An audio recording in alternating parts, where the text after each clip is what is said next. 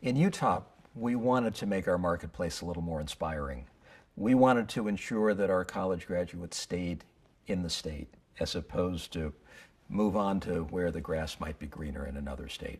We were losing college graduates. We were losing that entrepreneurial feel, keeping our creative class within our borders, because that's the way you ensure your future. We knew something needed to be done to improve our relative competitive position among the various states in the West, all of whom have different tax policies, and ours was a little bit high. So we came up with a 10-point plan for economic revitalization. We sat members of the business community around a table, small businesses, medium-sized businesses, even some large businesses, and said, what do we need to do in order to make this state the most competitive state in America, in order to really knock the cover off the ball? And we came up with a simple 10-point plan, started with tax reform, flatten and simplify the tax, take out the deductions on the income tax side. We ended up it took us a couple of years, but we ended up lowering the income tax by about 30%, flattening the rate, simplifying things.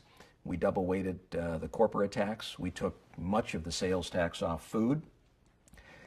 We did regulatory reform. We kind of looked at the marketplace to see how we could improve and streamline the way in which business decisions were made from a state government and a regulatory standpoint. We embarked upon healthcare reform, knowing that that was a huge cost driver for a lot of businesses. We came up with our own energy policy, which was really a first attempt at dealing realistically with natural gas that this country has in such great abundance, and therefore leveraging up on that strength and converting much of our state fleet, which in turn prompted a lot of private citizens to convert their own cars to natural gas. And there were many others in terms of expanding travel and tourism, stealing a lot of opportunities from Hollywood, which became a little overpriced and a little bit too top-heavy. A lot of film opportunities came our way, which became an economic driver. So through it all, stimulating and improving our relative competitive position among the states, we started getting a lot of good write-ups and a lot of good commentary about the improvements that were being made, the focus on economic development, the focus on keeping our entrepreneurs and attracting new investment. And it didn't take long for us to become the most competitive state in America. The state named the hottest economy, the state that was named best state for business. And through it all, as we made those improvements to state government, we also were named by the Pew Foundation the best managed state in America, which I thought was pretty cool.